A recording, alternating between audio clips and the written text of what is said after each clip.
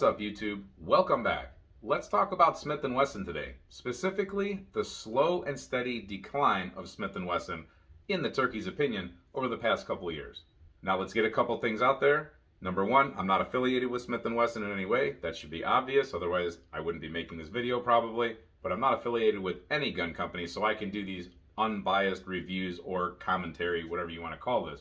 I can do call-out videos like this, and this is definitely a call-out video. But I'm not a Smith and Wesson hater. I'm not a Smith and Wesson fanboy.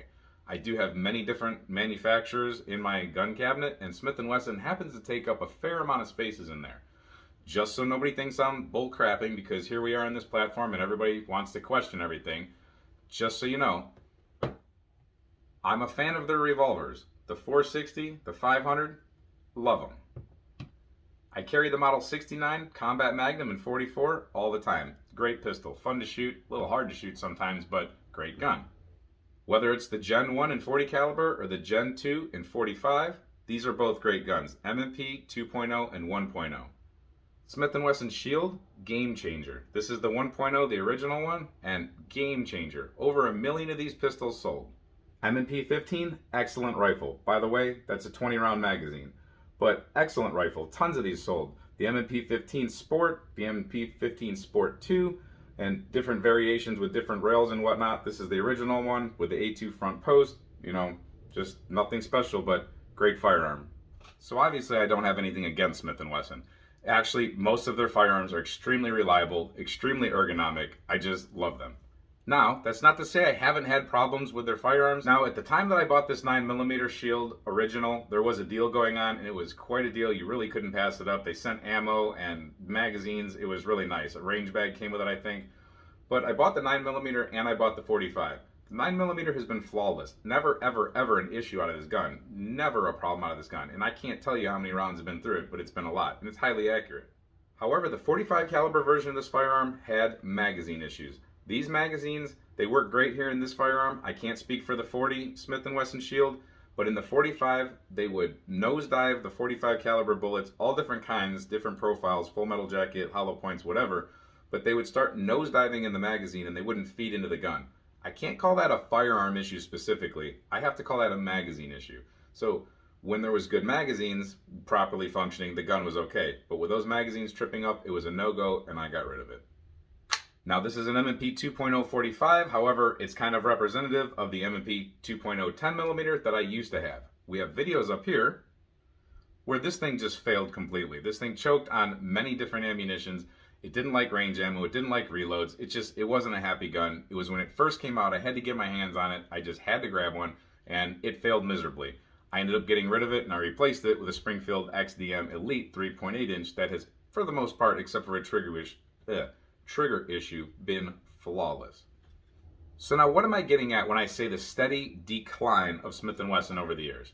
When they came out with the original M&P 1.0 in 940, 45, there was actually even, I think, a 357 SIG version there for a minute. It was pretty much a game changer. They gave Glock a huge run for their money. They armed a lot of police departments. A lot of people bought these guns. They were affordable, functional. A lot of people learned how to shoot on these guns. They came out with the Shield line, and same thing, extremely ergonomic, extremely reliable, handles just about any ammunition. I don't know if these things really do choke on anything, but just a great firearm, and it really game changed things as far as people with their personal carry.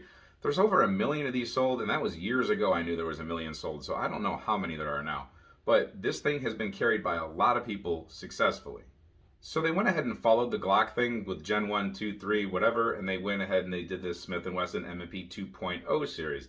They changed the grip a little bit, they changed the trigger a little bit, and overall the gun should be just a little bit more crisp, supposedly. I don't see a whole big difference between the Gen 1 and the Gen 2, but it's a nice upgrade. I don't like it rubbing on my side, but that's just personal preference. This is a great gun, never malfunctions. I'd say keep rocking with it. Make the 3.0. That's one thing we're going to get at.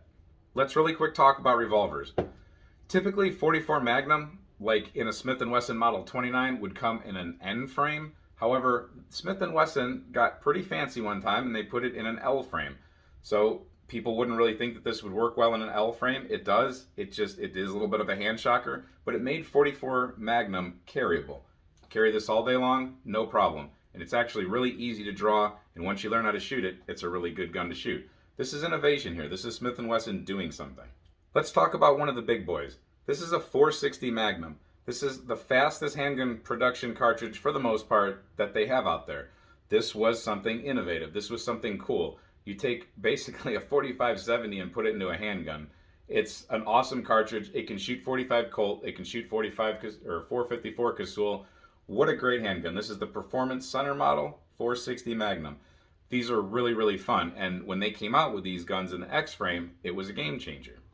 Now, of course, the big boy, that's the 500 Magnum. Again, total game changer. Smith and Wesson just there's a cult following for these, and Smith and Wesson, they nailed it when they made these X-frames. They're really cool. We'll get back to the X-frames here in a minute.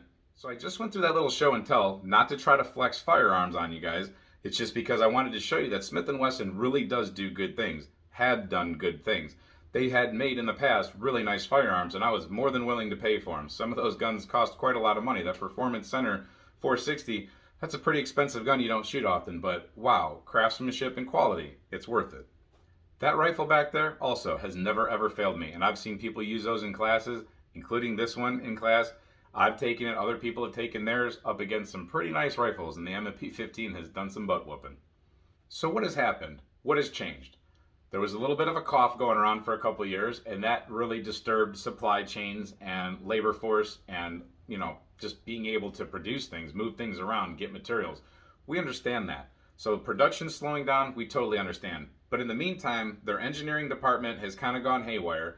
Their quality control department has gone haywire. And their customer service, when you call and you talk to them on the phone, they've never been great, but they've actually gotten worse. And they're more than willing to lie to you over and over and over again. It's pretty pathetic.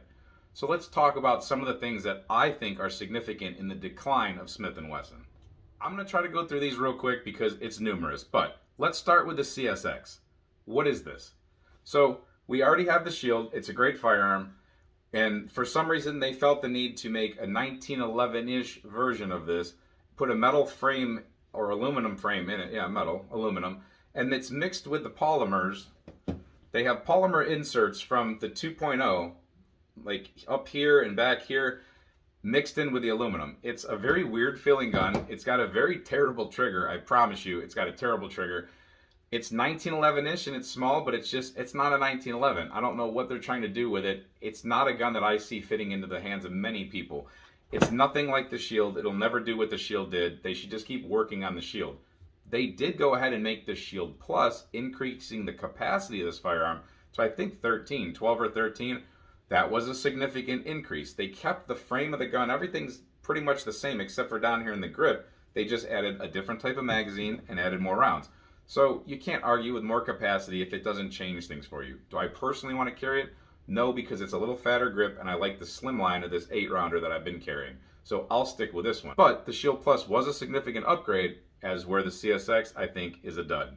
What about the M&P 2.0 metal in 9mm? That's supposed to take the 2.0 polymer frame, replace it with a metal frame, make the gun more rigid, durable, reliable, whatever they say. But another dud, I think. The price point is what makes it a dud. If it was somewhere near where the actual 2.0 polymers are, then I could see that. But not at that price point. I don't understand what they're trying to achieve. I don't think it's going to get many people to convert. Besides, they're only making in 9mm, not 40, not 45. Why do they always not include whatever those calibers? It's pretty ridiculous. It's not all about 9mm, and that's another reason that they are on the decline. They're focused on the wrong calibers sometimes. Not that 9mm is the wrong caliber, but they need to focus on the other ones. Let's jump away from the semi-automatic pistols for a moment, and let's talk about the revolvers. Now again, the Model 69 Combat Magnum, innovation. We're doing something there. The 460 Magnum, awesome idea. Fast bullet going out of an X-frame revolver. You go ahead and you take the 500, awesome idea. But let's take the same X-frame, and now they're going to chamber it in 350 Legend. I understand that there's a big long cylinder to fill up, but just because you can doesn't mean you should. The X-frame revolver in 350 Legend, in my opinion, is just a really expensive, fancy friend for your long gun. Let's take us back a little bit farther than any of these guns, and let's go over here to the Smith and Wesson, I think it's the M&P 12. Now there's a 12 gauge bullpup shotgun that is about worthless. There was an immediate recall on it. I don't even remember what was going on, but it was immediate recall. They quieted it down real quick. They quit pushing the gun, and then they had to put out training videos, basically these little mini training videos on Smith and Wesson's channel where they had to show you how to clear malfunctions, how to load the gun. Basically, you can't even load it. You can't run and gun. You can't feed the pig as it goes. You have to do a really complicated reload situation with it. Nobody asked for it, but they made it. So another dud in my opinion. You don't really see it around. I don't know any police departments that are ever going to use it or anything like that. It's not a tactical fighting shotgun, and it's not a hunting gun. It's not great for personal defense or home defense, so a dud in my opinion. Now, they have been focusing plenty of attention to things like 30 Super Carry when that was coming out, when we were having an ammo crisis, and they wanted to dedicate some of their line to making 30 Super Carry guns. Now, I know it's not that hard to put a barrel and a magazine change out in a firearm. I get that, maybe a little recoil spring action, but still, 30 Super Carry, in my opinion, is another dying situation. It was dead before it hit the water. It's a waste of time, in my opinion. And they've also had their engineers hard at work screwing other things up. The 10mm right here, 2.0 10mm, was a complete disaster. That gun quality control situation was out of control. So many people had problems with it. It was not falling in line with the tradition of the M&Ps being very reliable, the 2.0s, the 1.0s, whatever. It destroyed the reputation of that gun, in my opinion. Now people are tainted a little bit on that. They didn't fix it. They didn't recall it. They didn't talk about it. They weren't transparent. They lied to you when you called on the phone. The gun had multiple problems. I can't sit here and harp on it too long, but recoil spring, magazine spring, just problems. Chambers coming out seemingly not too finished. There was a lot of stuff going on with that gun. The optics plate, I believe, was flipping off. Screws, yeah, that was definitely that gun. The screws were shearing off. It was just a mess. And they claim it's normal, that if you send it back, they'll all say the gun's just fine. They never admit anything. If you call them and talk to them, oh, that's the first time they've ever heard of any of that happening. It couldn't run most ammunitions. It was just a piece of junk. So they really screwed that one up, and they didn't do anything to fix it. That was the problem. They never owned up to screwing it up, and they never fixed it. Just like they never owned up to doing anything wrong with the 12 gauge that was just a piece of garbage. They just slightly fixed it maybe, and then they pushed it back out on the market. And to keep pushing it even farther, their engineers are making more BS for the future for us. Things that we're not really asking for. Let's talk about now the equalizer. So the equalizer is basically an upgraded EZ. So the 9mm Smith and Wesson equalizer is, I've had it in my hand at the shops. It is a 9mm EZ with a Shield Plus magazine in it.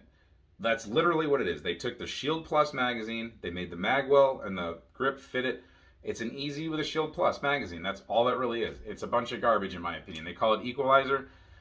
That's a ripoff of the actual equalizer name. So that's ridiculous. Good job, engineers. You made a gun that, who wants it? Really, seriously.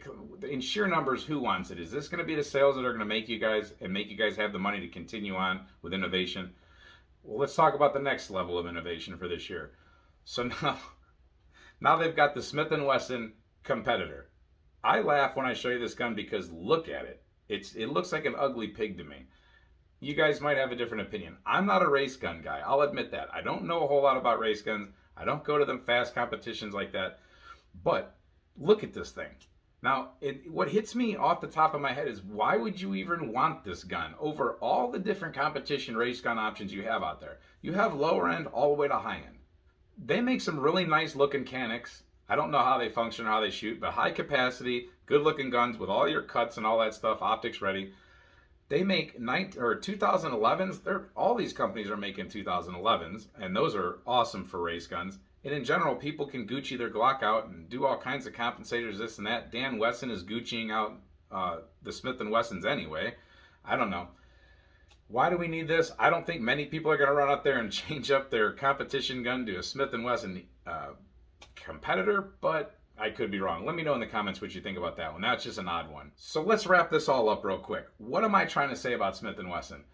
They're focused on the wrong things, I think. They're chasing all these little weird markets, and they're just not focusing on what they've done well in the past. Why don't they make a 3.0 version of the M&P lines and include it in all the calibers? Let's get 357 SIG back in the lineup. Let's get 10mm to actually work. Come on, guys. Smith and Wesson, you can do it. Now, here's something that I'm going to smack Smith and Wesson with right in the face. Ruger. This little company, or this big company with a little mouth, I guess, let's call it. They don't run their mouth. They don't advertise like crazy. You don't hear about Ruger all over the place like Smith and Wesson is on the radio now and on TV. Ruger keeps quiet, but they make really good products. One of them specifically, the Ruger S-FAR. Now, you're going to get a review on this gun coming up very shortly. It's on the way. The Ruger S-FAR seems like an awesome gun. They've really made minimal changes other than the metallurgy on their bolt and then the magwell to accept the 308 magazines, the big cartridge. But why couldn't anybody at Smith and Wesson have figured this out? Good job, Ruger. Like I said, one's coming that we bought with our own money. We don't take things from anybody, and we'll be reviewing that. But that's something you would think Smith and Wesson would jump all over. So Smith and Wesson, I'm crying to you, I'm begging to you, be what you used to be. If you're watching this, I don't know, call me. We can do some consulting. I'll tell you what people really want. We're out here in the real world. You are out there in offices and engineering labs, and I don't think you're in touch with what people in the market actually want. Work on your 3.0 lineup. Make it run, make it reliable, and focus on all the calibers. Let me know what you guys think in the comment section about this. This really bugs me to watch a good gun company start to turn to crap and just want to try to follow trends. Give us what works, not what trends are coming up all the time. So even though it wasn't a fun topic, I hope you enjoyed this video. I hope it gets you guys thinking a little bit about how crappy Smith & Wesson actually has become. I hope they turn their act around. And until we see you next time, stay safe, have fun, and keep shooting.